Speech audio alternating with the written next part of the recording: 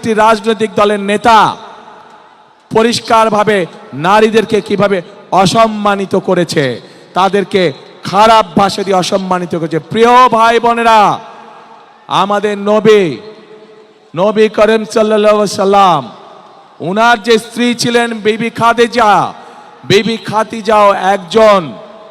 বিবি খাদিজাও ছিলেন একজন কর্মমুখী মহিলা। উনি ছিলেন একজন মহিলা ব্যবসায়ী। আজকে যেই দলটি, যাদের নেতা আজ বাংলাদেশের নারীদেরকে একটি খারাপ কিছুর সাথে তুলনা করেছে, তারা বলে তারা ইসলাম কায়েম করবে, কিন্তু নবী করিম সাল্লাল্লাহু আলাইহি সাল্লামের স্ত্রী পর্যন্ত, উনিও পর্যন্ত একজন ব্যবসায়ী ছিলেন। তাহলে আজকে কোথায় গিয়ে দাঁড়ালো বাংলাদেশের নারী সমাজ তথা তাবৎ পৃথিবীর নারী সমাজকে কিভাবে অপমান করা হলো? যে দলটি নির্বাচনের আগে দেশের অর্ধেক জনগোষ্ঠীকে ঘরের মধ্যে বন্দী করতে চায়, যে দলটি নির্বাচনের আগে দেশের অর্ধেক জনগোষ্ঠীকে অসম্মানজনকভাবে কথা বলে, তাহলে আপনাদের কাছে আমার প্রশ্ন, আজকে নির্বাচনে যদি তারা কোনোভাবে সুযোগ পায় নির্বাচন পরবর্তী সময়, তাহলে তাদের আচরণ কি হতে পারে? কাজেই প্রিয় ভাই বোনেরা, এরা শুধু নিজের স্বার্থের কথা বোঝে, এরা ধর্মকে ব্যবহার করে নিজেদের স্বার্থ রক্ষা করার জন্য। যেখানে প্রয়োজন সেখানে তারা তাদের মতন করে ধর্মকে ব্যবহার করে।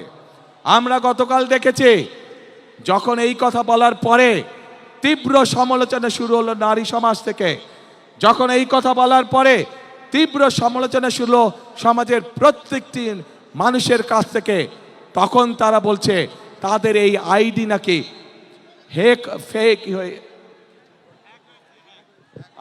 হ্যাক হয়ে গিয়েছিল।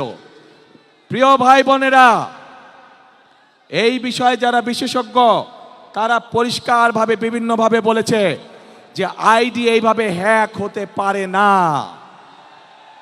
একটি রাজনৈতিক দলের একজন সিনিয়র নেতা জনগণের সামনে নির্বাচনের আগে এইভাবে মিথ্যা কথা বলছে, দলটি পর্যন্ত মিথ্যা কথা বলছে তাদের আইডি বলে হ্যাক হয়ে গেছিল, অথচ আইডি হ্যাক হয়নি তাদের। কাজেই এরা নির্বাচনের আগে নিজেদের স্বার্থ সিদ্ধির জন্য মানুষের সামনে মিথ্যা কথা তুলে ধরছে, মিথ্যা কথা তারা বলছে। এদের একটাই পরিচয়, এরা মিথ্যাবাদী, এরা নিজেদের প্রয়োজনে নিজেদের স্বার্থেরা মিথ্যা কথা বলে। যারা মিথ্যা কথা বলে, হাজারো লক্ষ কোটি মানুষের সামনে যারা মিথ্যা কথা বলে, যারা বিশেষজ্ঞদের মুখের উপরে মিথ্যা কথা বলে, এরা আর যাই হোক এরা দেশ দরদি হতে পারে না। এরা আর যাই হোক এরা কখনো মানুষের দরদি হতে পারে না। এরা আর যাই হোক এরা কখনো জনদরদি হতে পারে না।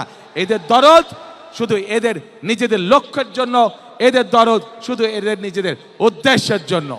এবং সেই জন্যই প্রিয় ভাই বোনেরা, আমরা যেহেতু বিশ্বাস করি এই বিপুল অর্ধেক জনগোষ্ঠীকে পিছনে রেখে কোনোভাবেই দেশের উন্নয়ন করা সম্ভব নয়, সেজন্যই আমরা বলেছি ইনশাল্লাহ আপনাদের দয়া আল্লাহর রহমতে বিএনপি সরকার গঠন করলে বাংলাদেশের প্রত্যেকটি গৃহিণীর কাছে, প্রত্যেকটি মায়ের কাছে আমরা ফ্যামিলি কার্ড পৌঁছে দিব। যেই ফ্যামিলি কার্ডের মাধ্যমে আমরা দেশের নারী সমাজকে ধীরে ধীরে স্বাবলম্বী করে গড়ে তুলতে চাই, যাতে করে এই নারী সমাজ কারো প্রতি মুখাপেক্ষী হয়ে তা না থাকতে হয়, যাতে করে তারা নিজেদের পায়ে নিজেদের দাঁড়িয়ে যেতে পারে। আজকে বাংলাদেশের তাবৎ মা বোনদেরকে বলবো আমি, যারা আপনাদেরকে এইভাবে অপমানিত করে তাদেরকে আপনারা কিভাবে জবাব দেবেন, আজ সেই সিদ্ধান্ত নেবার সময় এসেছে। প্রিয় ভাই বোনেরা, শুধু তাই নয়, চিন্তা করে দেখুন তাদের দলেও কিন্তু নারী কর্মী আছে।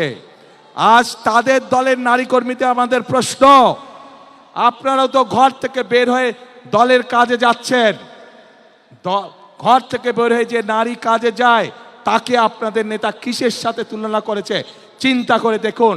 তাহলে আমাদের প্রশ্ন, ওই দলের যারা নারী সদস্য আছে তাহলে তাদের প্রকৃতি পরিচয় কি? তাদের নেতার বক্তব্য অনুযায়ী তাহলে তাদের প্রকৃতি পরিচয় কি? যেই দলের নেতা নিজের দলের নারী কর্মীদেরকে এইভাবে অপদস্থ অপমানিত করতে পারে, সেই দলের নেতা যদি সুযোগ পায় তাহলে বাংলাদেশের সাধারণ নারীদেরকে, সাধারণ মা বোনদেরকে তারা কিভাবে অপদস্থ অপমানিত করবে, যার অবশ্য উদাহরণ আমরা 1971 সালেই দেখেছিলাম। এই দেশের লক্ষ লক্ষ মা বোনদেরকে অসম্মানিত করেছিল এই দলটির পূর্বসূরি নেতৃবৃন্দ।